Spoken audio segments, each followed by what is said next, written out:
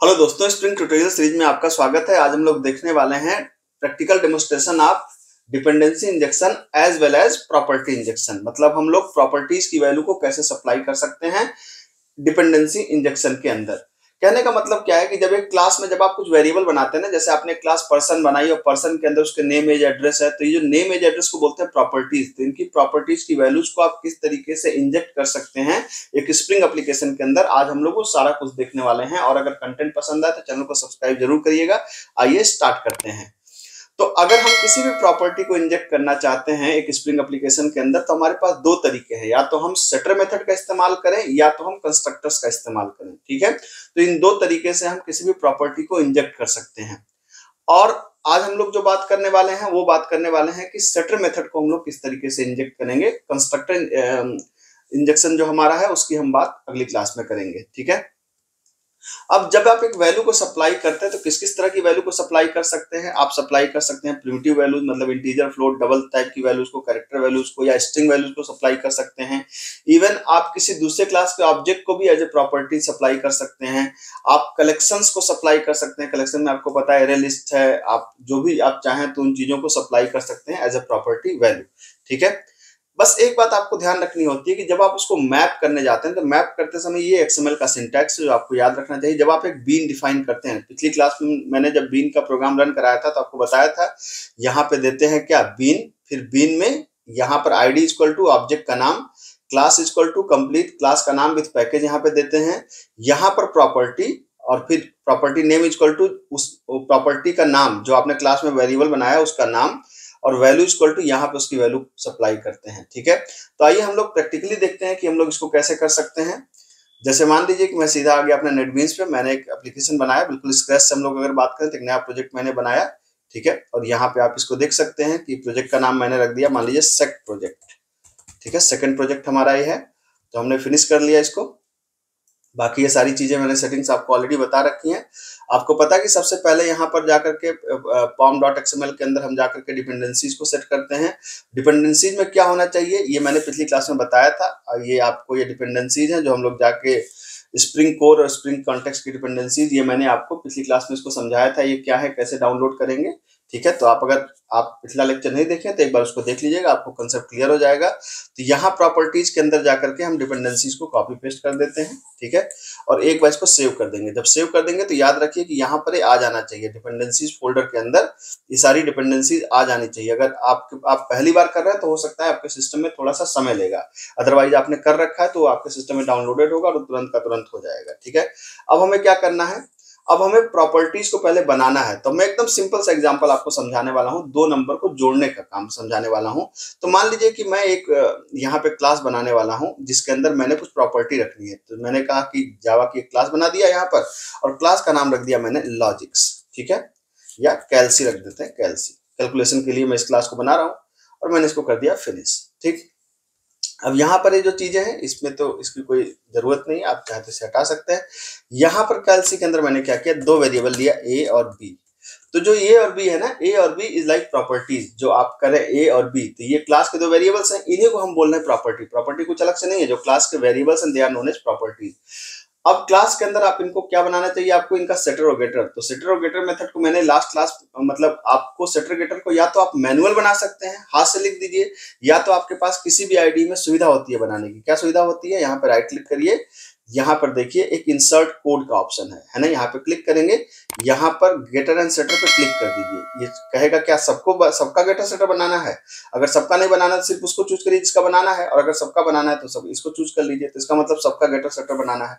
तो आप देख लीजिए कि ए और बी दोनों का गेटर भी बन गया, सेटर भी बन गया। तो ये आपको आप समझ सकते हैं कि ये जो है इसको बोलते हैं गेट प्रॉपर्टी, और ये है इसकी सेट प्रॉपर्टी। किसके लिए, ए के लिए।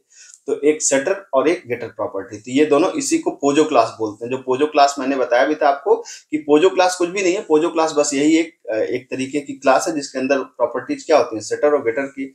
और मान लीजिए मुझे इन दोनों को ऐड करना है, तो मैंने सिंपल सा एक फंक्शन बना लिया। हमने कहा कि पब्लिक int ऐड नाम का एक फंक्शन बना लिया जिसका काम क्या है, जिसका काम सिंपल है। हमने कहा भाई रिटर्न कर दो क्या, a प्लस बी को रिटर्न कर दो। ठीक है, मैं एग्जांपल को बिल्कुल सिंपल रखना चाहता हूं जिससे आपको समझने में किसी भी तरह की कोई दिक्कत ना आए। ठीक है, अब आपने इसको कर लिया। अब हमें क्या करना है, अब हमें आपको पता है कि स्प्रिंग कॉन्फ़िग फाइल बनानी है। मैं जानबूझ के एकदम शुरू से कर रहा हूँ, आगे की क्लास में मैं शुरू से नहीं करूंगा, लेकिन चूंकि ये पहली दूसरी क्लास है तो एक एक स्टेप बता रहा हूँ जिससे आपको कंसेप्ट क्लियर हो जाए कि हाँ भाई प्रोग्राम को कैसे रन कराना है। ठीक है, तो आप सोर्स पैकेज पे गए, यहाँ पे गए, आपने न्यू बनाया। अब हमको यहाँ पे क्या करना है, कॉन्फ़िगरेशन फाइल को बनाना है। तो मैं यहाँ पे जाऊंगा कहाँ पर, अदर्स के अंदर, अदर्स के अंदर स्प्रिंग एक्सएमएल कॉन्फ़िग को चूज करते हैं, नेक्स्ट पे किया मैंने, और यहाँ पे फाइल का नाम कुछ भी दे सकते हैं आप, जैसे मैंने कहा स्प्रिंग कॉन्फ़िग, ये फाइल मैंने बना दिया है यहाँ पे स्प्रिंग कॉन्फ़िग। ठीक है, यहाँ पे फोल्डर के अंदर एसआरसी के अंदर मेन के अंदर जावा की बजाय यहाँ पे क्या लिखना होता है, यहाँ पे लिखना होता है रिसोर्सेज। ठीक है, और यहाँ पर रिसोर्सेज पे नेक्स्ट कर दिया आपने, और यहाँ पे कर दिया आपने फिनिश। ठीक है, यहाँ पे मैंने एक चीज और बताया था कि ये जो वर्जन है ना, इस वर्जन को डिलीट कर देंगे जिससे करंट वर्जन का वो बीन बना दे, जिससे कोई दिक्कत ना हो हमें इसको यूज करने में। आपने इसको ये कर लिया। ठीक है, अब यहीं पर डिपेंडेंसी इंजेक्शन को अप्लाई करना होता है। डिपेंडेंसी इंजेक्शन को कैसे अप्लाई करना होता है, बिल्कुल सिंपल सी बात है। हमें इस क्लास का ऑब्जेक्ट बनाना है। किस क्लास का, कैल्सी क्लास का ऑब्जेक्ट बनाना है। ठीक है, कैल्सी क्लास किस पैकेज के अंदर, इस पैकेज को बल्कि आप कॉपी करके यहाँ पर, अभी समझाता हूँ तब। हमें इस कैल्सी क्लास का ऑब्जेक्ट बनाना है, उसको पास करना है किसके अंदर, ये जो हमारी मेन क्लास यहाँ पे बन गई है अपने आप, इसके अंदर हमें पास करना है। ठीक है, तो आइए हम कैसे करते हैं इसको। यहाँ पर मैंने कहा कि एक यहाँ पर आप बनाइए क्या, बीन। ठीक है, मैंने आपको सिंटैक्स बताया था बीन, और बीन का एक ऑब्जेक्ट बनाएंगे। तो आईडी इक्वल टू ऑब्जेक्ट का जो भी आप नाम रखना चाहें, तो हमने कहा कैल्सी ऑब्जेक्ट। ठीक है, तो कैल्सी ऑब्जेक्ट यहाँ पे रख लिया आपने।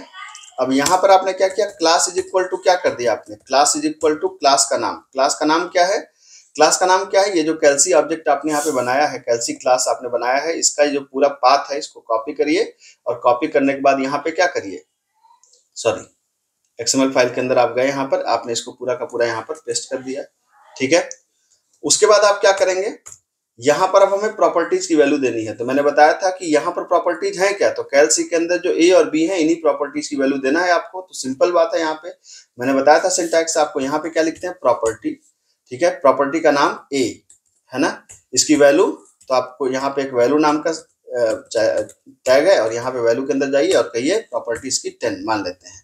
ठीक है, तो इसका मतलब दूसरा ये क्या हुआ, दूसरी प्रॉपर्टी मैंने बनाया, और प्रॉपर्टी का नाम क्या रख दिया मैंने, बी, और बी की वैल्यू कितनी कर दिया मैंने, 20। इसका मतलब ये हुआ कि मैं कहना चाहता हूं कि जब ऑब्जेक्ट बनेगा किस क्लास का, अच्छा क्लास का नाम नहीं लिखा मैंने, क्लास का नाम होना चाहिए कैल्सी। ठीक है, तो जब कैल्सी क्लास का ऑब्जेक्ट बनेगा, तो कैल्सी क्लास के ऑब्जेक्ट के अंदर क्या होगा, जब ऑब्जेक्ट बनेगा तो ए की वैल्यू कितनी होगी, 10, और बी की वैल्यू कितनी होगी, 20। यही है, ए और बी दो प्रॉपर्टीज है, आप इसको यहाँ से मैप कर सकते हैं। तो यहाँ पर ए और बी दो प्रॉपर्टीज हैं, इनकी वैल्यूज को हमने कहाँ सेट किया, इनकी वैल्यूज को हमने इस कॉन्फ़िगरेशन फाइल के अंदर सेट कर दिया कि ए की वैल्यू 10, बी की वैल्यू 20। एकदम आसान सा काम है। ठीक है, अब मैंने कहा यार कि अब इसको हमें यूज करना है किसके अंदर, मेन क्लास के अंदर। तो मेन क्लास हमारी ये वाली है। अब यहाँ पे क्या करेंगे, आप हेलो वर्ल्ड को आप चाहें तो हटा दीजिए। यहाँ पे क्या करेंगे, आपको पता है कि एप्लीकेशन कंटेक्स्ट नाम का एक इंटरफेस है, इसका हम क्या बनाते हैं, इसका हम एक ऑब्जेक्ट बनाते हैं। ठीक है, और इनिशियलाइज किससे होता है, न्यू क्लास पाथ क्लास से, इससे होता है। आपको पता है कि ये जब हम प्रॉपर्टीज को, डिपेंडेंसी इंजेक्शन को अप्लाई करते हैं, तो कोई भी कॉन्फ़िगरेशन फाइल को सेट करने के लिए ये class path XML application context का ऑब्जेक्ट बनाते हैं। इसका मतलब ये है कि हमारी कॉन्फ़िगरेशन फाइल जो है ये हमारे क्लास पाथ में है, मतलब हमारे प्रोजेक्ट के अंदर ही कहीं पे है, और उसका नाम क्या है, उसका नाम है स्प्रिंग कॉन्फ़िग डॉट एक्सएमएल। ठीक है, इनफिग कॉन्फ़िग डॉट एक्सएमएल। अब ये कहाँ पे है, आप देख सकते हैं कि ये कहाँ पर है, ये हमारी spring config dot XML file है, उसी का नाम हमने दे दिया स्प्रिंग कॉन्फ़िग डॉट एक्सएमएल। मतलब हमने बताया कंटेक्स्ट को कि भाई साहब हम आपको स्प्रिंग कॉन्फ़िग के अंदर जो जो भी ऑब्जेक्ट बने हैं उन ऑब्जेक्ट को आप यहाँ पर यूज कर सकते हैं। कैसे यूज कर सकते हैं, अब मुझे किसका ऑब्जेक्ट बनाना है, मैंने कहा यार मुझे कैल्सी का ऑब्जेक्ट बनाना है, तो कैल्सी का एक ऑब्जेक्ट बनाना है। तो कैल्सी का ऑब्जेक्ट बनेगा तो ये टाइपकास्ट यहाँ पे करना पड़ता है, आपको पता है कि टाइपकास्ट करना पड़ेगा। और मैं यहाँ पे क्या कहूंगा, कंटेक्स्ट डॉट बीन लो। ठीक है, तो किस बीन को लेना है, यहाँ पे गेट बीन है।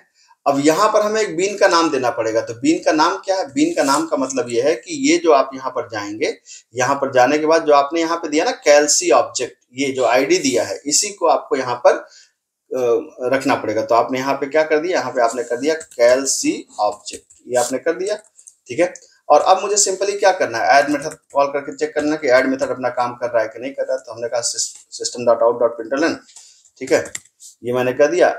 हमने कहा कि मान लीजिए रिजल्ट, या आप कह सकते हैं क्या, sum is equal to, object का नाम क्या है, ऑब्जेक्ट का नाम है obj डॉट ऐड और आपने इसको कॉल कर लिया। तो इसका मतलब ये हुआ कि हमने न्यू कीवर्ड से ऑब्जेक्ट नहीं बनाया, जैसा जो डिपेंडेंसी इंजेक्शन का कंसेप्ट है कि न्यू कीवर्ड से हमने ऑब्जेक्ट नहीं बनाया, बल्कि हमने ऑब्जेक्ट किससे बनाया? ऑब्जेक्ट हमने कहा बीन से, भाई साहब तुम कैलसी जो ऑब्जेक्ट जो बनाए हो, जो आईओसी कंटेनर बनाया है, तो आईओसी कंटेनर क्या करेगा? यहाँ पर ऑब्जेक्ट को सप्लाई कर देगा। ठीक है, और अब इसे आप रन करा लीजिए, आपका प्रोग्राम बाइज्जत रन हो जाना चाहिए। आई थिंक, मेरे ख्याल से इसमें कोई दिक्कत नहीं आनी चाहिए। एक बार चेक कर लेते हैं। यहाँ देख सकते हैं आपके पास आउटपुट 30 सम 30 आ गया है। तो ये है आपका बीन का एक प्रॉपर्टी इंजेक्शन का प्रोग्राम। कंटेंट अगर पसंद आया तो चैनल को सब्सक्राइब जरूर करिए। मिलते हैं अगले लेक्चर में। Thank you so much.